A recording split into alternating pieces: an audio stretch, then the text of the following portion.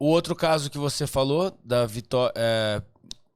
Então, eu trouxe para você o caso da Vitória, que a gente já comentou. Não, o caso da Bruna. O caso da Bruna. O caso da Vitória é um caso emblemático, porque a menina ela estava voltando para casa em Cajamar. No ônibus, ela pressentiu medo. Mandou um WhatsApp para uma amiga. Olha, tô com 2 pessoas aqui no ônibus olhando para mim, eu tô com medo. Em seguida, essas pessoas desceram. Ela mandou, não, eles desceram. E aí, quando ela desce do ônibus, ela coloca no Instagram, ufa, estou chegando em casa, amanhã tem mais um dia de trabalho. Bom, essa menina desapareceu no dia 27 de fevereiro de 2025.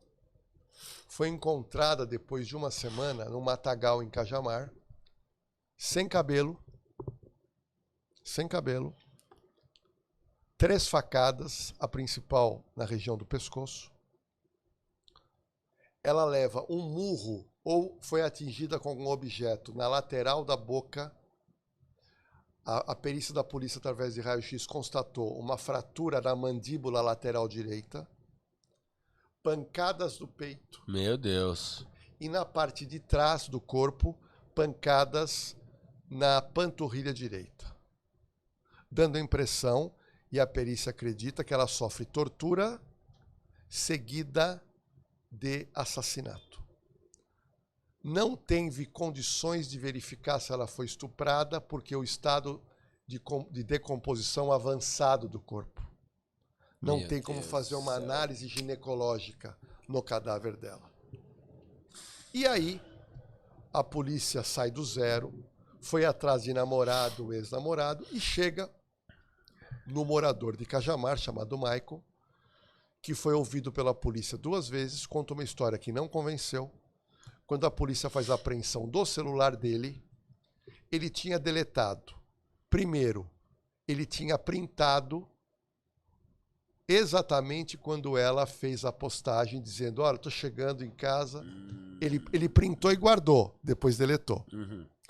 Aí a perícia encontra no celular dele, deletado, um anexo, onde ele guardava 20 fotos de Vitória Regina retiradas do Instagram.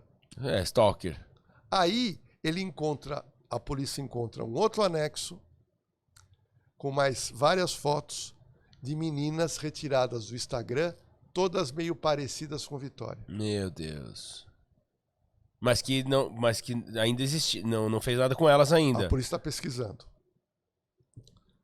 Ele alega que não saiu com o carro dele, que é um Corolla prata antigo, e uma pessoa viu o Corolla dele andando. Através disso, a polícia pede a prisão preventiva, a prisão temporária, e é concedida. Ele fica preso, o único suspeito de ter matado Vitória, e numa determinada noite ele chama o delegado e fala, eu quero confessar.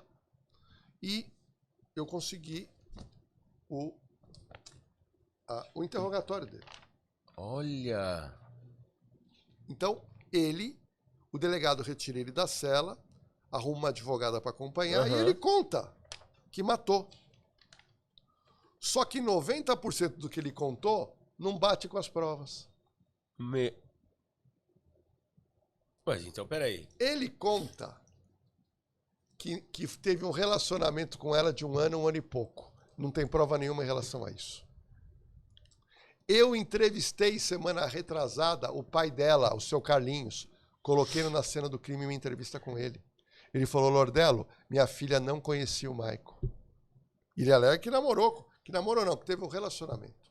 A história daquele cara que fica fissurado na pessoa, né? 2, ele alega que foi falar com ela porque ela estaria ameaçando ele de contar para a esposa porque ele é casado. Então ele alega que estava sendo vítima de uma pressão da Vitória Regina. A família nega, não há prova nesse sentido. Ele alega que ela entrou no carro, ele ia levá-la para a casa dela, e ele, no meio do caminho, falou, olha, eu não quero que você conte isso para minha esposa. E ela teria ficado nervosa, dando uns murros nele, quando ele pega a faca e dá 3 facadas nela, dentro do carro. Isso não é verdade. Aí ele alega que foi com o carro até em frente à casa dele, que lá é zona rural. Tira ela do carro, do banco do passageiro. Carrega ela sozinha até o porta-mala. Fecha a porta, entra no carro e desova ela no mato. Aonde está esse sangue? Ninguém sabe. No carro não sujou nada. Deu 3 facadas na mulher dentro do carro e não tem... Nada, não tem nada. No chão, não tem nada. E o depoimento dele diz isso. Tudo mentira. É o 90%. Ele conta, mas as provas não corroboram. A pergunta é, ele é louco? Ele é esperto demais?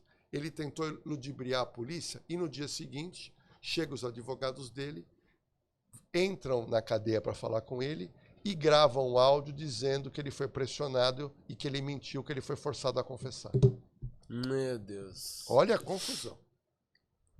O caso ele é tão complicado que na cena do crime eu já contei 8 histórias contínuas. Porque cada vai mudando cada desde hora. o comecinho eu venho contando essa história. Agora, a última história, eu entrevistei o seu Carlinhos e estou esperando agora continuar do processo, oitiva de testemunhas, julgamento para fazer a 9ª história. Então hoje ele nega o crime, alega que a confissão ele contou uma mentira, tem áudio dele falando isso, que é um caso emblemático. O seu Carlinhos não acredita que ele cometeu o crime sozinho. O advogado, o Dr. Fábio Costa, da família, que eu entrevistei também no canal, não acredita que ele matou sozinho. E a polícia e o Ministério Público acreditam que ele matou sozinho. Então há uma dissonância entre a família e o advogado e o delegado e o promotor. Então é um caso bem emblemático que talvez agora o processo criminal elucide alguns pontos. E crime passional? Como seria passional se o seu Carlinhos fala que ele não se conhecia? Não, passional de um doente que é louco. O delegado cita o que você falou, stalker. Uhum. O delegado cita stalker. Tá? Sim, até porque ele faz com outras pessoas. Ele tem fotos de outras pessoas que Tem ele também faz isso. Mas tinha mais fotos dela. 20 fotos dela que ele tirou, printou do Instagram e foi guardando numa pasta. Mas e esses prints dessas outras pessoas que ele tem? Quem são essas Então, pessoas? a polícia está tentando descobrir quem são. Mas o curioso é que eu vi as fotos, são fotos parecidas com a Vitória Regina. Sim. Biotipo, não é assim uma loira, uma japonesa, não, o biotipo. Então, existem provas contra o Michael, mas também existe a defesa que diz que vai provar a inocência do Michael.